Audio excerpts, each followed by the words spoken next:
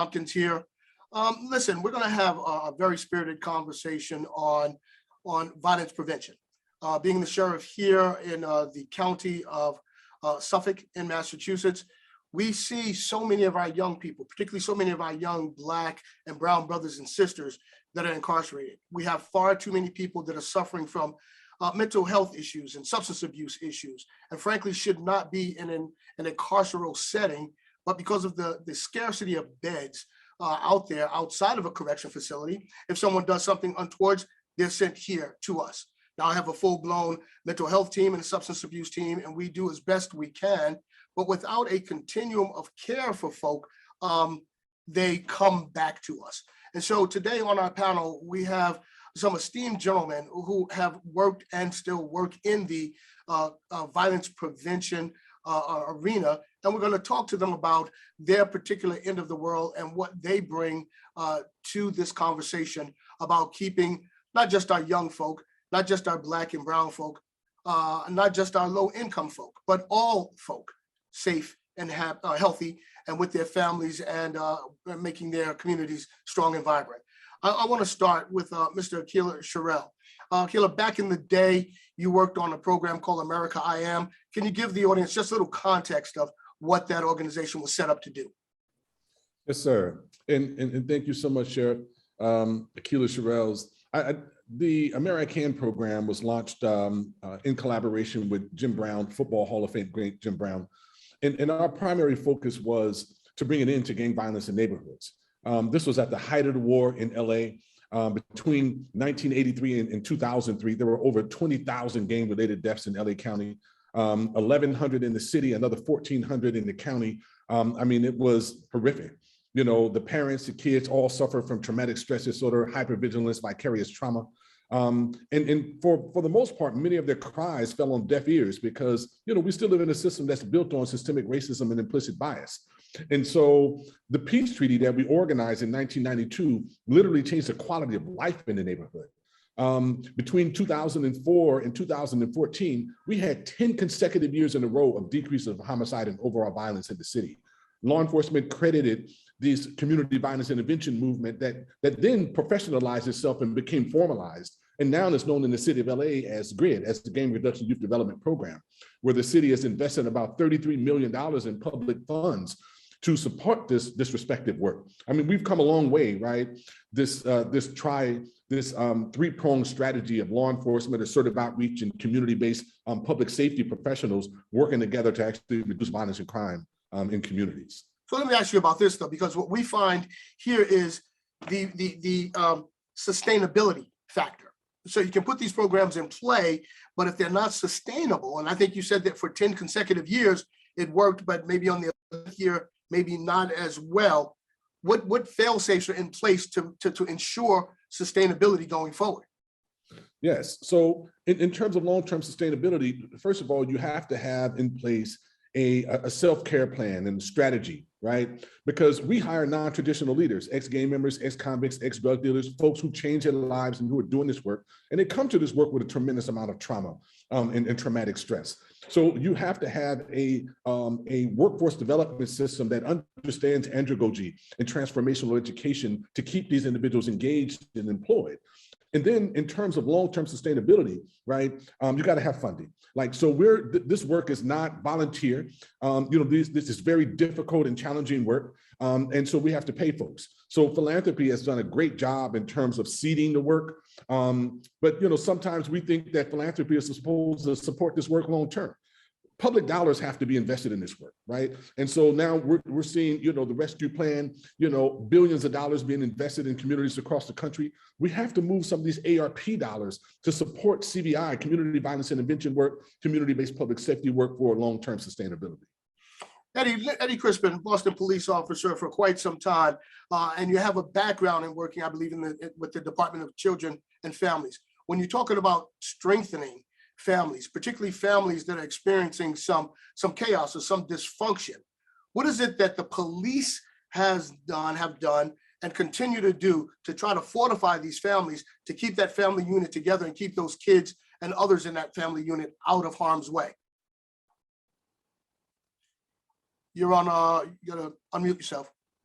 There you go. I'm sorry about that. So I think over the last year we've heard a lot of conversations around police reform, right? And I think my 22 years on the job as a police officer, given the work that I've done and the work I've seen other police officers do, the efforts that the police department has invested in doing community policing, I think people oftentimes don't realize the work that we're doing. We're in the schools, we're engaging kids, we're running programs. I know as past president of the Massachusetts Association of Minority Law Enforcement Officers, on a regular basis, shortly after George Floyd was killed, we were at the forefront of engaging young people and families and talking about policing, police reform, how to end community, right? So for me, given my past experience in both probation, DYS, and social work, I know the roots of the problems that we end up seeing in a lot of these young people doesn't start when they enter the criminal justice system.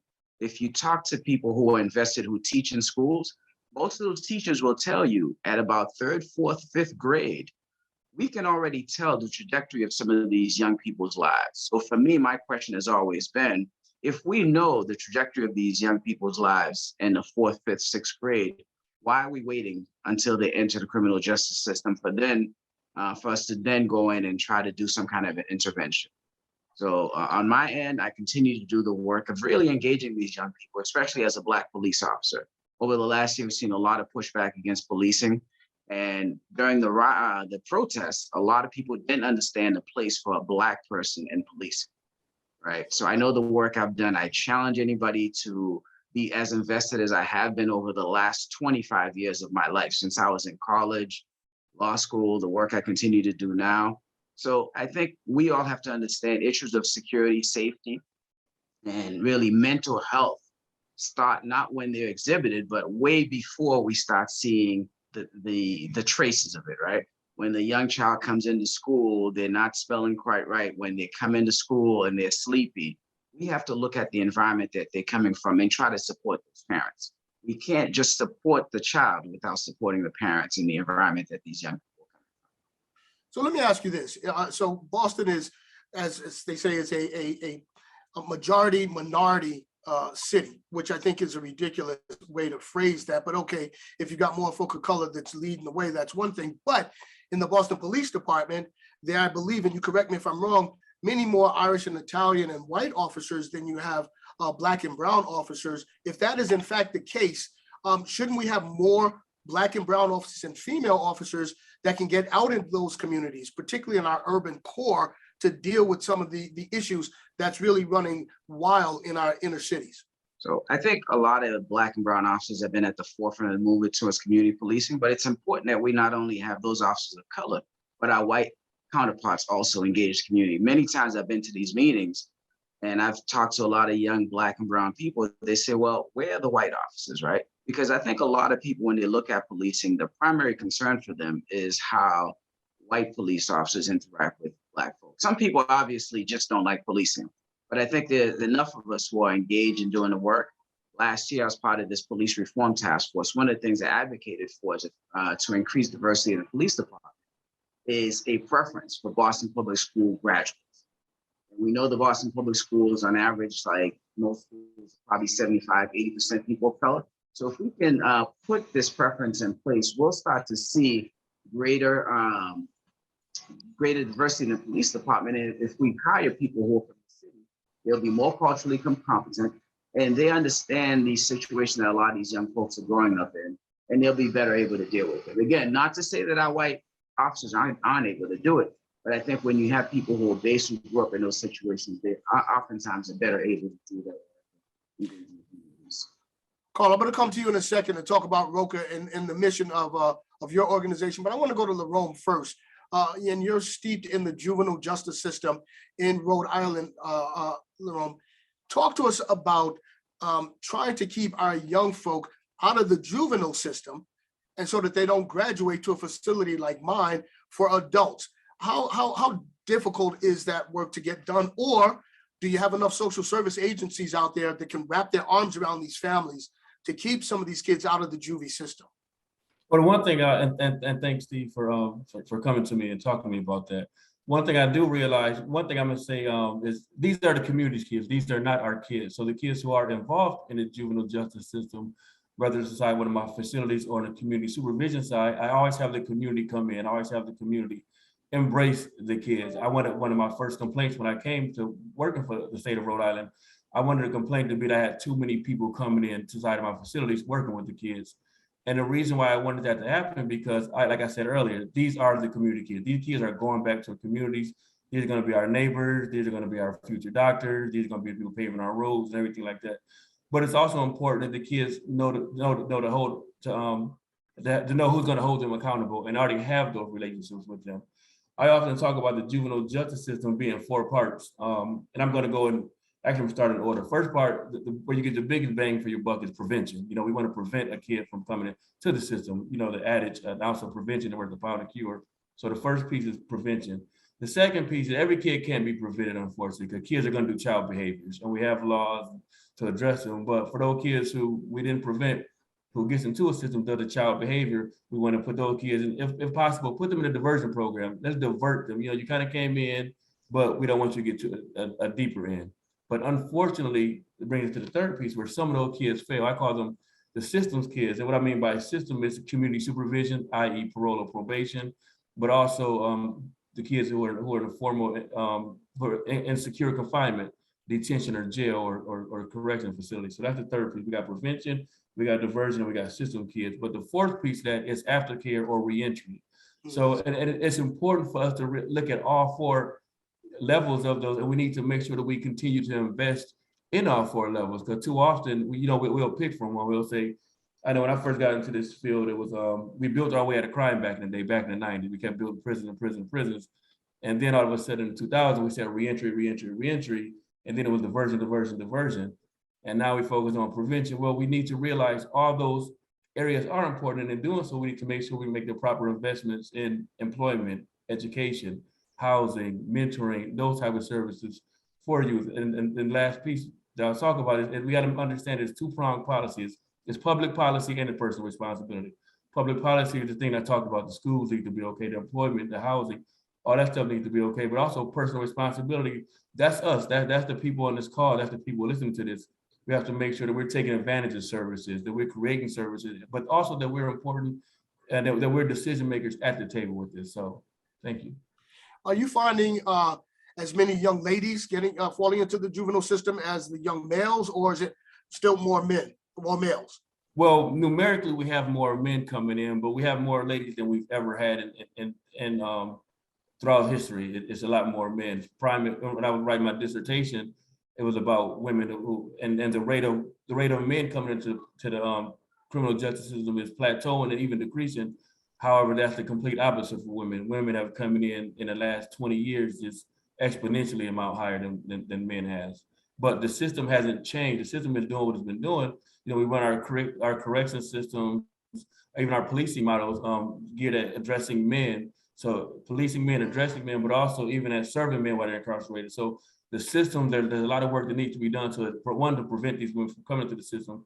Or the second piece is serving these women while they're in the system and serving them differently than you would serve a man. Carl, I want to come to you. You are an organization or part of an organization entitled ROCA, which I believe is Spanish for rock. Talk to us about the mandate and the mission of ROCA and what it is that you do with individuals on a day in, day out basis, please. All right. Well, first of all, I want to thank you. I want to thank Emerson. I want to thank Paul, not only for inviting me to do this, but also for showing up. It's important that everybody here know that these are brothers that are not just trying to make the world better and just talking about it, but they're actually showing up. And I just want to commend also the sheriff for actually what he's trying to do on Mass and Cass and for the way he's trying to involve ROCA. ROCA's mission is to decrease recidivism and increase employment among youth 15 to 24, deeply involved in gang violence, gun violence, deeply court involved. It's both men and women. I'm Carl Miranda, and I'm the director of ROCA Boston. And I think if there's anything to add to the conversation, I think that we've talked about youth work, we've talked about public funding. I think one of the things that we try to do to create a sustainable environment is also to do engaged institutions with actual law enforcement partners. So to actually target law enforcement partners to to buy into what it is that we're trying to do. And I think for those who believe that law enforcement is just looks one way, you'd be surprised about what it looks like in Boston. Sergeant Chrispin here has been to many of our events, supporting young people, part of our peacemaking circles. Sheriff Tompkins, Emerson, and Paul. Paul is on our board of advisors, but in particular, the sheriff and Sergeant Chrispin, who actually work in law enforcement, they are deeply involved in the work that we're trying to move in Dorchester, Mattapan, and Roxbury. They show up. They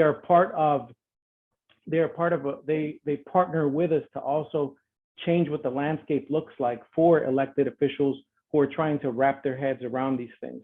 So creating sustainable youth work, creating the funding structure, but also creating the partnerships necessary in law enforcement, because you can't do this type of work without also changing what law enforcement looks like. But law enforcement doesn't look like one thing. It looks like Sergeant Chrispin here, and it looks like the sheriff. So those are my 2 cents, sir. Well, actually, but Sergeant Chrispin is dressed a little bit better than I am today, though. So you get the nod on that one, brother. Look, real quick, I'm going to ask you a 2-part question, Carl, and Sure. I need just a quick answer on both. One, Gotcha. you work with young men and women, mostly men, that are the hardest people to get at. The guys that really, really don't want to have you help them, frankly. How have you been successful with getting to those guys, and you guys keep coming back until you wear them down? Just tell us real quickly how that works. So the reason that we target that population is because we feel that if we target those young men, the young men that are not showing up consistently to other programs, we're likelier to make change in Dorchester, Roxbury, and Mattapan. And the way we do that is we actually lean in when they tell us to F off, or when they just stop showing up.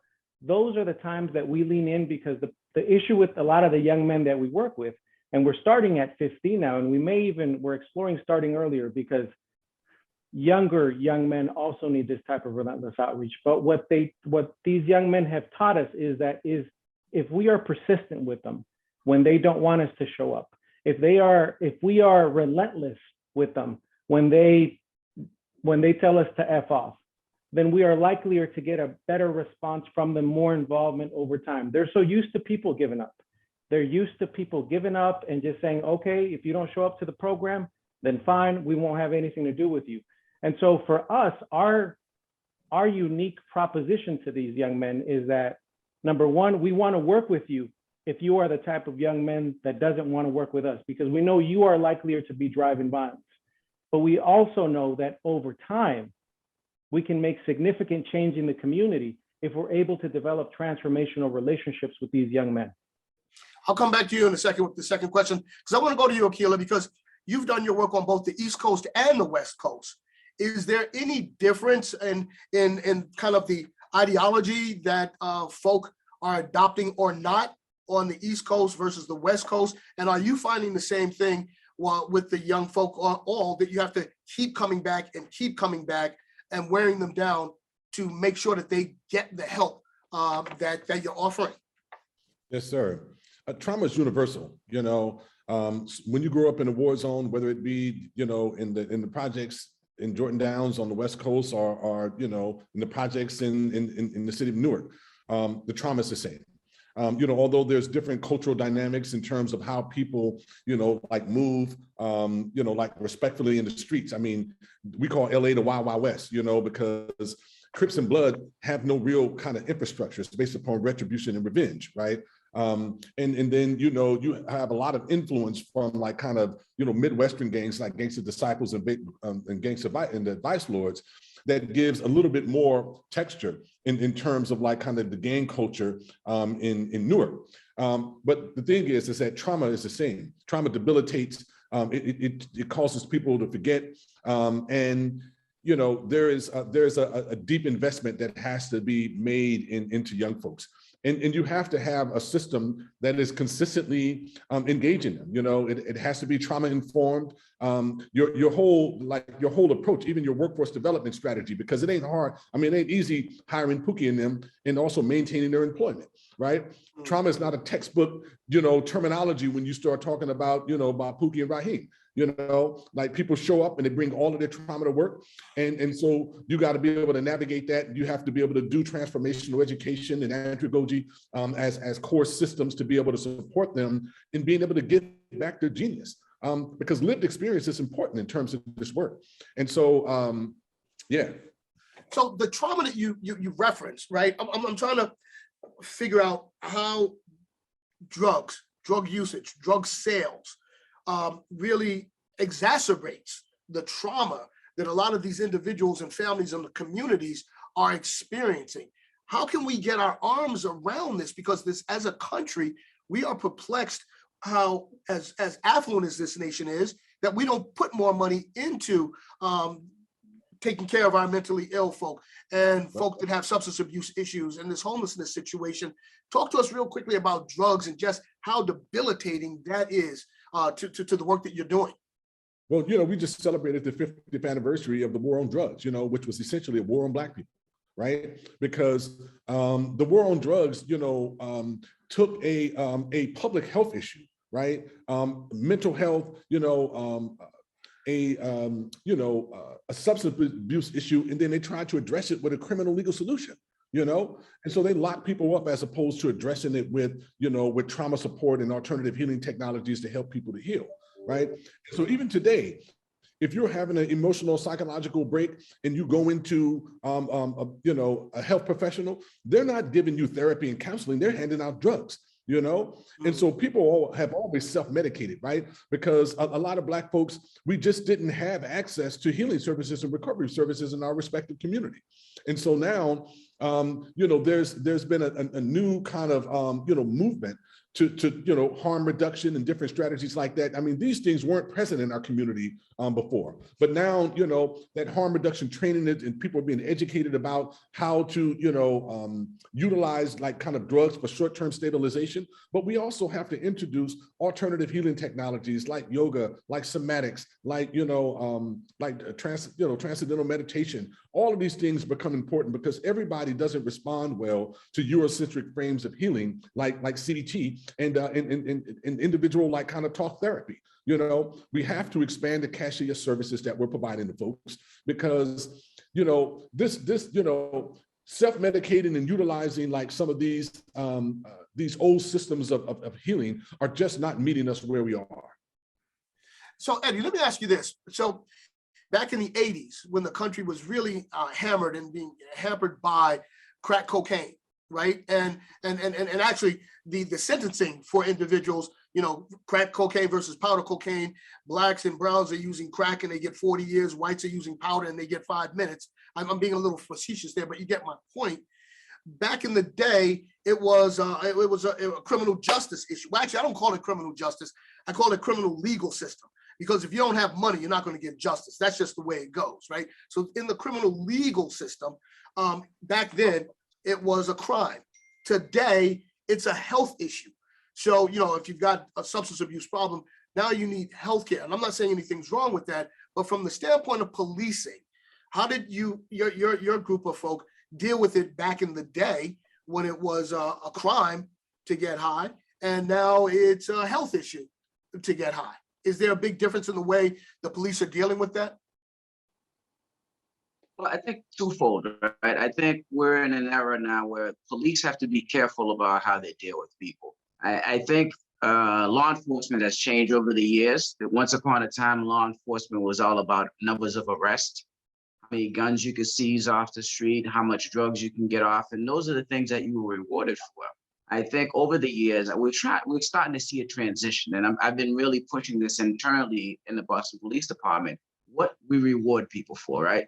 Historically, if you got a gun, you'd get a medal, commendation. We didn't reward people for community work. I just went to a Relief Association awards banquet, and 99% of the awards were for guns. There are people who are out there doing very meaningful work in terms of intervention, who are not getting the recognition that they should.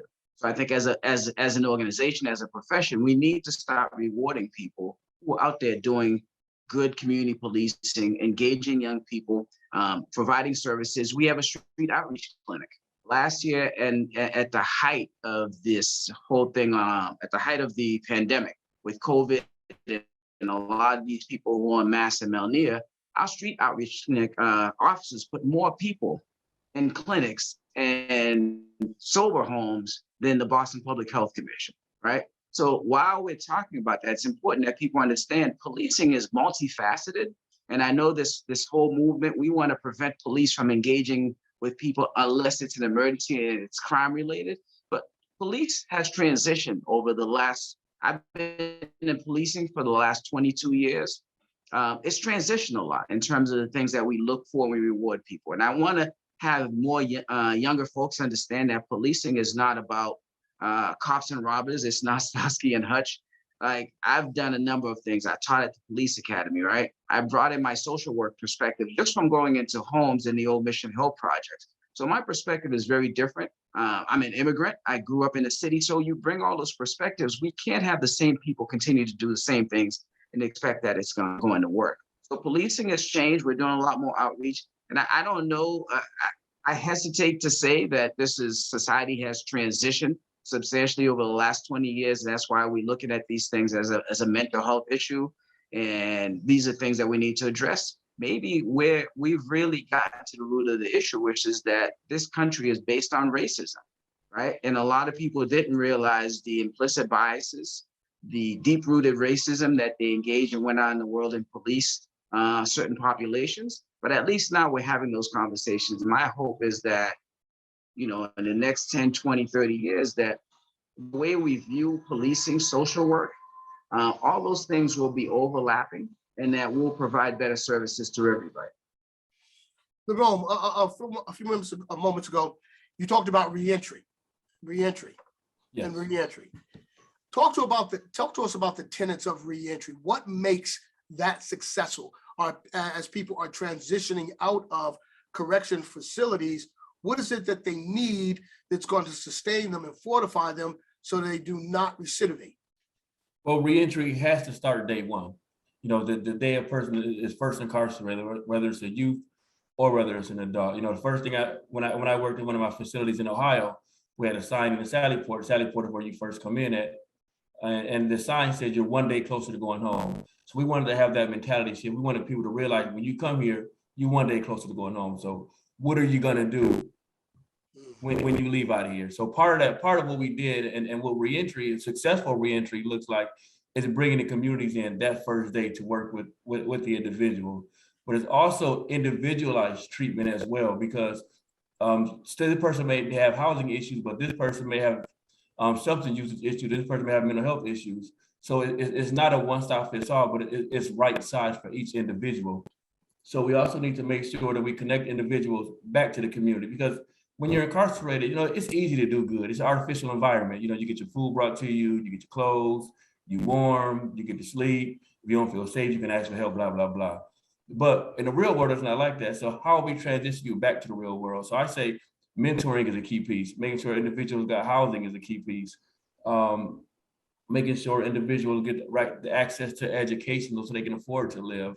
But it has to be individualized and it has to be linked back with community folks.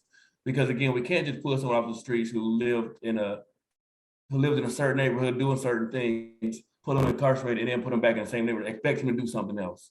You know, that may have meant move that individual to a different side of town, get an individual a different skill set to help him or her not do something. And that's what that aftercare piece is. And again, I don't mean aftercare by parole or probation officers. I'm not saying that's the aftercare they need, but it could be a mentor, it could be a family member, it could be a pastor, it could be a basketball coach. It could be so much significant in that individual's life. So that's kind of what reentry is. Hey, Carl, tell us about your Young Mothers program that you've got going on at Rhode. What's that set up to do? Carl, you with me, brother? Yes, I'm having some issues with sound. So I want to touch a little bit about the reentry work. We can't hear you now. Tell you what, while you figure that out, I'm gonna hop over to Aqeela real quick, okay? Aqeela, so I've had the opportunity to go over to Europe on occasion to look at correctional organizations and how they do their thing. And what I found over there is that they're more actually rehabilitative. We're more punitive. Do you think that our system can move more towards a rehabilitative state when you're talking about people being incarcerated? I think that we have to, and I think that we're starting to see that happen, with a lot of the, I think that the public execution of George Floyd was an inflection point in this country in terms of public safety. I think it created like space in people's imagination to imagine like that law enforcement doesn't equal police. I mean, public safety doesn't equal police. That safety is a shared strategy, and it requires an ecosystem that multiple organizations working together in order to bring about safe communities. And so I think that as a community now, folks are like, hey, let's look at violence as a public health issue, and that those who are closest in proximity to the disease need to be equipped with the skills, the tools, and the resources to do the intervention, the prevention, and the treatment. And so I think that as that whole kind of framework starts to become more integrated into our approach to safety, we're gonna see a real shift to start happening. Let me give you a point of reference. So we went to a trial in Germany, and it was a young 18-year-old, 19-year-old cat who had murdered his grandmother. Murdered his grandmother. And we were there on the day that he was going to be sentenced.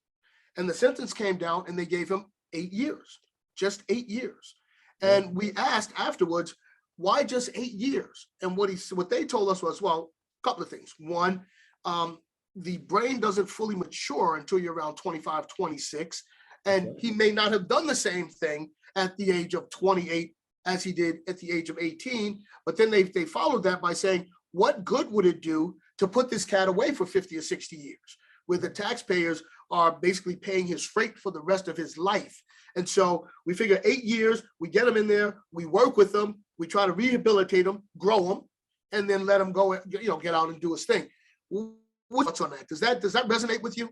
That absolutely resonates with me. I mean, we live in a country where we talk about justice as blind, and we know justice ain't blind. Justice is tinged with racism in this country, right? There's two criminal legal systems, one that's been built for white folks and for rich people, and there's one that's built for Black people and brown folks, And so I think that one of the things that we're coming to realize now is that, hey, we have to take a look at culpability. We have to take a look at some of these things that folks, because people aren't their experiences. People aren't the things that they've perpetrated or the things that have been done to them. These things are only informing who people become. They don't define who they are. I think that we've seen a lot of changes. I was fortunate enough to participate in the amicus brief that went before the Supreme Court to eliminate juvenile life without the possibility of parole. Brian Stevenson is one of my heroes, and watched him argue both cases in the Supreme Court. I was like, it's brilliant. You know what I'm saying? That this brother, the Thurgood Marshall of our times, you know what I'm saying, was able to make the case, for folks to start looking differently. And also, there's another case, in LA. We passed some laws back in the 80s, Prop 21, that charged our children as adults. They was talking about adult crime, time. And we're like, come on now. It's like, this kid is 14 years old. We need to take a different look at some of the decisions. We're giving them life without the possibility of parole. Well, a few years ago, we put a ballot initiative, California's a referendum state. Our legislator didn't have the political will to pass it. So we took it to the people, and we passed Prop 47 that actually put the power back in the hand of the judge and took it away from the prosecutor, to try our children as adults. And so to me, there's the beginning, of shifts and changes that are taking place in judicial systems and in laws in states that are really kind of correcting a lot of the mistakes that we've made because of racism in our criminal legal system. Let me ask you about this, Larome. So I worked with a couple of folk over at Columbia University and Harvard on this Raise the Age initiative that's gone across the country, so that 18-year-olds now are not in our adult system, and they want to move it up to 19, 20, 21, that they stay in the juvie system. Now, 18 and 19 in the juvie system, I'm kind of okay with that. 20, 21 in the juvie system, not so much. You work within the juvenile justice system in Rhode Island. What's your thoughts on this Raise the Age initiative? Read my mind. I was hoping someone asked me about that. When I was in Ohio, Bless you, brother. Excuse When I me, was in thank you. Ohio, we had youth up to 21 years old could stay in our facilities. But there are actually some states, I know Oregon State is one of them, and New Jersey having to 20, 22, 23, up to 25. And let me tell you why that's a good deal, because if you know anything about adolescent development, similar to what Brother Aqeela was talking about, you know, your mind doesn't formulate, especially as a young man, to about 25, 26. So to be held into an adult correctional system, for something you did when you were a teenager, you're going to experience worse outcomes than you would normally. Anytime you go into an adult system, you're just going to experience worse outcomes. However, in the juvenile justice system, what the juvenile justice system does something different. A lot of people think it's a mirror image of the adult system. That's completely different. It's we focus on positive youth outcomes, positive youth development, and we mandate school. We mandate programming, we mandate services for the youth. Whereas in the adult system, it's not like that. So these trends, and also for me, my past, I worked in the adult system, and what we call these transitional age youth, these 18 to 25-year-olds, are the ones causing the most hell in the adult system. So they're making the adult system a lot less safe, because, you know, old school get tired of these little young knuckleheads who don't know anything. Yep. Yeah, I don't mean to cut you off, but we've had some of the old heads here saying, yo, get young buck away from me, because I'm gonna kill his brother, man. Because he just doesn't, what they would say is the young cats don't understand the game, the way the older guys came up in the game. And so the young guys don't care. They'll shoot in the daytime, they'll shoot at women, they'll shoot at kids. And the old heads are like, no. I'm gonna kill this dude, so you need to move him out of here. I'm sorry, I didn't mean to cut you off. Go ahead, brother. I'm sorry. No, but that's perfect. The young cats shouldn't be with it, because the young cats are knowing the old cats, but also the old cats are teaching the young cats how to become better criminals. And so you don't want to mix the two. Where if you keep them in the juvenile justice system, there's a lot more opportunities to go home on the weekends, to get different services, get different programs. So I think raise the age is good. Cool. Carl, I think you're with us now, man. Can you hear me? Can you guys hear me? Yeah, we can hear you, bro. Okay, I'm sorry about the sound. Stuff happens. Don't worry about it, man. But talk to us about your Young Mothers program. That you know, I've been in a couple of the rooms where you guys have done your thing, and I think it's extraordinary. Talk to us about it. It's a great program, I think. But one of the things that I think that we've learned from the Young Mothers program is that it's not just important to work with young mothers, it's important to work with their babies too, with that second generation. So these are young mothers that are also gang involved, court involved, and in need of relentless outreach. They're young mothers that are 18 to 24. They themselves have been system involved. A lot of them are undocumented. And so it's really transformative work, because it's not just about working with that mother, but it's also about working with her son, with her daughter. We have a Young Mothers program in Chelsea. We have one in Springfield, and we just started one in Hartford. We may begin to pilot something similar in Boston, because we're starting to see in Boston young women who are starting to participate in a more frontal kind of level in street violence. We're also starting to see a lot of gender fluid or women who express a masculine gender who also need a type of relentless outreach youth work that we're offering. So it may be more of a young women's program in Boston, but it's something that we're in talks of piloting. I just wanted to go back a little bit and talk a little bit about reentry, something Brother Larome brought up. Some of the work that we're doing behind the wall at South Bay with the sheriff's staff is actually doing some of the stuff that we talked about. We're meeting young men behind the wall 20 weeks before they're coming out. We have a worker working with them, setting up a plan, and then as soon as they come out, we're putting them on caseload. So some of this work is happening with the sheriff's staff, and we're really excited about what that's going to make reentry look like. You said put them on caseload. What is that? What is caseload? Break that out. I'm sorry, I'll break down what that means. So at Roca Boston, at Roca at large, every youth worker has a 20 to 25 person caseload that they have to meet per week at a certain rate, at a certain standard per week. So what we want to do with these young men is we want to put them on a youth worker caseload before they're even exiting South Bay or Nashua. We're also working with Middlesex too, but in particular with the sheriff's staff, we're really trying to put them on our caseload, on our roster, in other words, before they're exiting, so there's no gap between behind the wall and outside of the wall. Gotcha. I see that our good brother Paul Francisco just popped on. Talk to us. You said Paul is on your advisory board. Yes, sir. What's going on, brother? Well, how you doing, man? What does Paul bring to the mix, man? I mean, he's a cool cat. cat. Oh my God. Paul, you know I like the message just a little bit. So number one, I'm going to talk about Paul on a number of levels. Number one, his commitment to social justice and racial justice. It's unparalleled. He's out there, he's doing it. He's not just talking about it, but a lot of what people don't see is what happens behind the scenes. So Paul is a great mentor to me, as is the sheriff. These are two brothers that I can call when I need advice about how to navigate higher tier level conversations in Boston.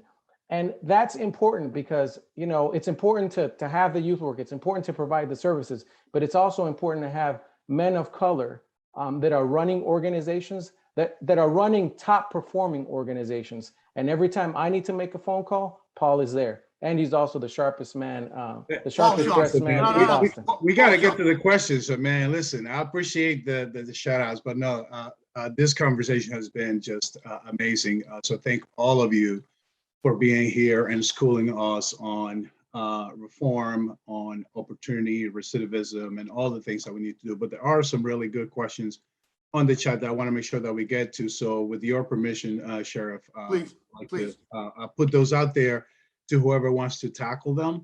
One question is, do you think the country actually wants to move in the direction of actual rehabilitation? It's a profound question, right? Because as we know, it's a system and it's a business, but does the country want to move in the direction of actual rehabilitation? Aqeela, what do you think about that, bro? Yeah, I think that that the country wants to move to a position of habilitation, because a lot of our folks ain't even been habilitated to be rehabilitated, right? And so I think that people are tired. You know, I think that of you know, to me, like the trauma that we suffered. You know, it's like W.E.B. Du Bois talked about in this book, The Soul of Black Folks, that the collective suffering that we've experienced in this country is actually our birthright. You know, and that in the gift is the wound, right? And so if we can glean from, you know, from the trauma, you know, that we suffered, it could actually really inform, you know, our way going forward. And I think that as a country, we're tired of white supremacy and racism. I mean, we're tired of the false narratives that are created around Black on Black crime, as if Black people ain't investing billions of dollars into public safety infrastructure. Why are we then, you know, responsible for our own safety, right? In communities where we're investing all this money in public safety infrastructure. I think that we as a country are ready to move forward. I think that sometimes the politics doesn't allow us to have these type of authentic dialogues and conversations. I mean, and to me, like one of the real conversations that underscores it is a conversation about like reparations. You know, it's more than about money. You know, it's about what has happened to all of us, because, you know, Black folks, were dehumanized. You know, they almost, you know, genocided Native Americans, and then they forced white folks, you know, to have to be bystanders, you know, and to ingest, you know, the lie of white supremacy. And so I think that everyone is like, we're tired of that. You know, there's a common denominator that I think we all want to tap into, and that is healing from the traumatic events that we've experienced in this country. And so Eddie, why don't you take that? Oh, I'm sorry, Aqeela, I didn't mean to cut you off. Go ahead.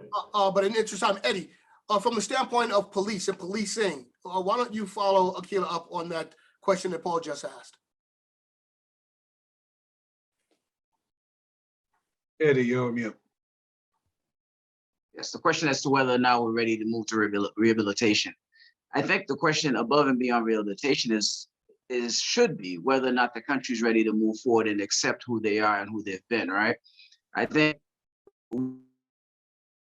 we have to look at You're breaking up, my brother. You're breaking up. Historically, how we've treated people, how we've dealt with people, and how we perceive people. Once we have to move forward. This internet. Can you hear me now? A little bit better. Can you hear me? Yep, go ahead. Okay. I said above and beyond rehabilitation, I think the question should be whether or not the country is ready to deal with its past, how it's treated Black folks, brown folks, and how it's set up a system that historically has disadvantaged large groups of people. I think once we get to that point, we'll be at a place where we can talk about rehabilitation. So I think to the extent that we're starting to have these conversations, I think we're moving forward. And I think I can only imagine that we can only move forward from this point and start to have some of these tough conversations. I think the tough question again remains, are we going to have those tough conversations, not only amongst ourselves, but amongst those who have set up the system that historically has existed. Paul, before you go to your next question, Brother Aqeela has to hop off in a few minutes, man. Thank you so much for joining this conversation, and your words have been impactful and powerful, man, and much love and success going forward, my brother. Appreciate you, brother. Thank Thank you. you, brother. Okay. So maybe we can follow up with the next question, and this one's addressed to Larome. Could you talk more about how reentry action steps addresses the lack of ecological supports that help youth maintain in our communities for the long term? So for example, youth returning back to parents who are abusing substances. Repeat the question one more time, I'm sorry. So this question has to do, Larome, with the question is asking, can you talk more about how reentry action steps addresses the lack of ecological support or sort of wraparound services, for youth when they come back into our communities? And one example they gave is, for example, youth that are returning back to parents who are abusing substances. What is the system support that is there, or the wraparound? What are some examples of some wraparound services that we can provide?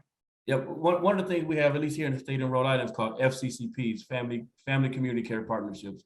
And what that is, that's a pretty much a social support network for the entire family. So that may consist of a social worker to work with the youth, but also work with the family and identifying any type of barrier that they have and get them services. And it's without connecting them to the system. So again, obviously we have the community supervision officer, i.e. parole or probation, but we have the FCC supporters to wrap around with family members. So they help them with things such as finding employment. Again, until we talked about earlier, employment, housing, education. We also focus on, and we talked about, one thing we're doing with our staff is focus on race equity, but also cultural linguistic competence as well. Because one of the things we're finding out, if I'm not from a certain area, everything that these kids may do, this family may do, may be foreign to me. Where if I'm from that area, I kind of understand it. And we also understand that everybody's not going to be from the area. So we say, okay, how can we work with our staff, with our teammates to understand, like, just because you're from this area, you need to understand everybody's culture and the significance of it. Not understand it, but respect it, so that we're not criminalizing, penalizing stuff that we don't understand. Thanks, Larome. Aqeela, perhaps before we lose you at 125, and if you can shed some light on this, and perhaps you've studied this, but what do you think about Denmark's prison and rehab system? How does it compare to our system? And Sheriff, I know that you mentioned that you returned from a trip to Europe, and perhaps you can chime in on that one as well. Yeah, I mean, Denmark, is their system is so transformative, right? In terms of how they even view drugs, right? Again, we could see, like in our country, we view people as the problem, when a person is having an addiction, whereas they see it as a mental health issue that has to be addressed, So it's not it's not so much about criminalizing people because of their drug use. It's about supporting people in their healing journey as they engage it, right? And so it's like Amsterdam, weed is not legal, it's allowed. You know what I'm saying? So they create space, in people's lives to be able to have experiences and not define them by it. And so I think that that there are a couple of folks that we've been working with in New Jersey, who have been working with us in the community in terms of educating people about harm reduction. Right, harm reduction is a system that actually takes people into account, in terms of drug addiction, and so we're educating folks so that we're not just pulling people, Department of Youth and Family Services come by, you have a parent, who is abusing drugs, and what the solution is that we're going to remove them out of the house and put the kids in foster care, causing more harm, right? As opposed to saying, hey, let's take the whole family, and provide kind of counseling services and therapeutic services and support services for them, so that we heal the entire unit, as opposed to thinking that it's an investment in one aspect of this unit that's going to heal the process. So great. Thanks, Aqeela. Sheriff, anything to add there? Oh, no, basically the same. You know, when we were in the UK and the United Kingdom, they do some things, particularly with their juvenile system, wherein we were in one facility where all of the individuals had keys to their rooms. All of the individuals had jobs off of the main campus. They could leave the campus, go to work, and come back. So it's almost like kind of a college environment. The other things about that I found really impactful in the UK and other places in Europe, I have a 12-week academy for my officers. They have a 2-year academy for their officers. And they have more of an emphasis on sociology, psychology, the mental makeup of the individuals that they are going to be working with that are housed at their facilities. And so I think the European system is something that we should look at and replicate in certain respects much more than we do. Absolutely. Eddy, I'm going to come to you. There are two questions here. I'm going to try to combine into one. And I think you referenced this a little bit earlier, but perhaps you can expand upon it a little bit. The questions are, why are there more white officers in our neighborhoods rather than Black officers, right? Black officers are the ones who can relate to the youth, to the young ones, and get to the heads. And then the next sort of, additional question to that is, how do we train, educate police officers in general to take a more proactive approach in our community policing? And so can you share with us what's happening now in terms of community policing? What are some of the new things that you all are thinking about doing?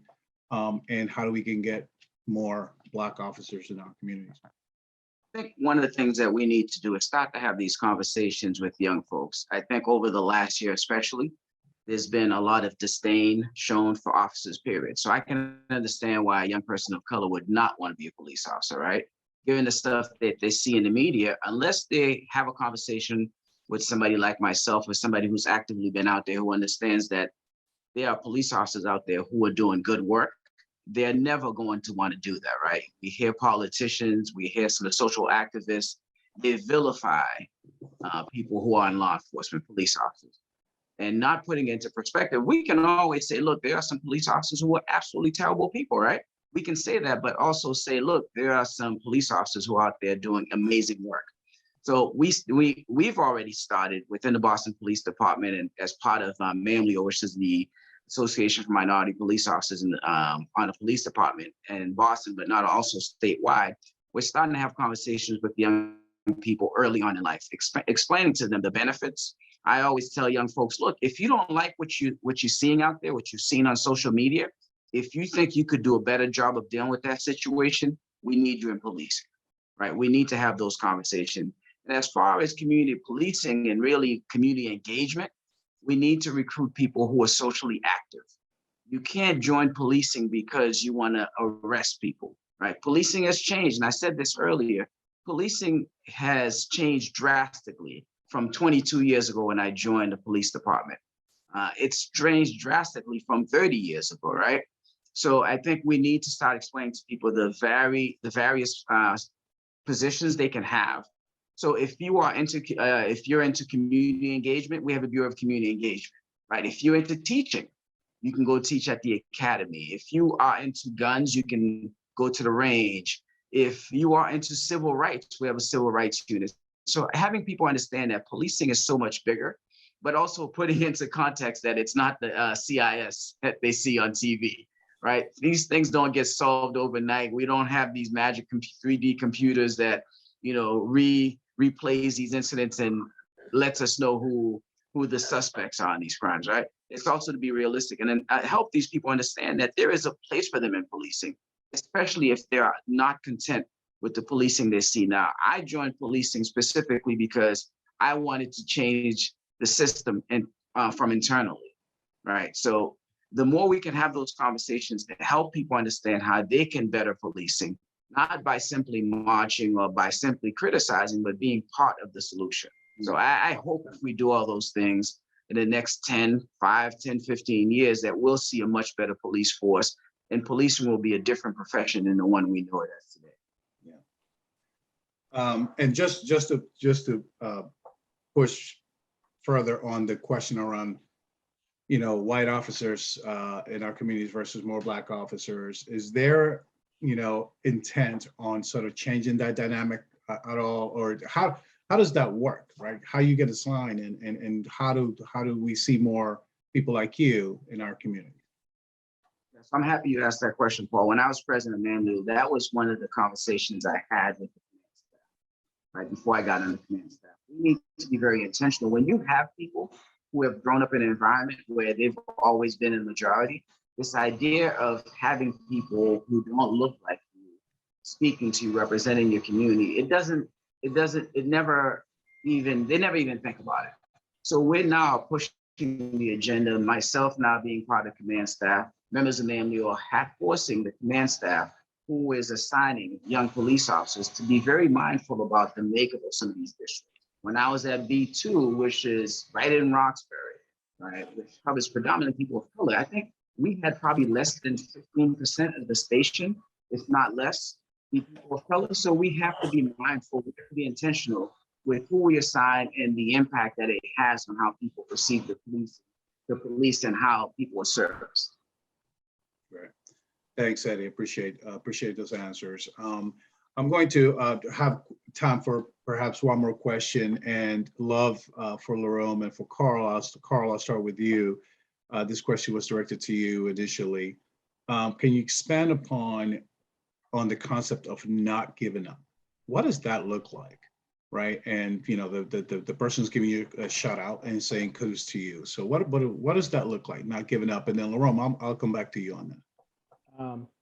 Of course, you know, what happens with a lot of the demographic of young men that we work with, these are young men with significant trauma. These are young men that are deeply gang involved by the age of 15. These are young men that are being shot at and shooting at other young kids. And so what happens when these kids, these young kids and these young men are released, are discharged from the Department of Youth Services, or they come out of jail, is that sometimes they don't want to work with programs. And it's so easy to give up on these young men. It's so easy to just say, you know what, it is what it is, we'll just keep it moving. And so for us, we specialize in actually leaning in when we get that resistance. We specialize in showing up when we get that resistance from a young man. We specialize in actually being there when they don't want us to be there, because we want to prove to them that they do have a support system, that they are cared for, that there will be someone there for, because a lot of that resistance is almost a defense mechanism. It's about, you know what, you're going to give up anyways. And so a lot of the resistance that some of the programs often get with young men who are deeply involved in gangs or don't want to, a lot of young men who don't want to participate in program, it's more of a defense mechanism. We've come to understand that over time, but it takes a lot of man hours, a lot of work hours to actually show up for a young person, to be there for that young person, to let them know that they're cared for, but then to also not just let them know that they're cared for, but to also try to transform some of those behaviors.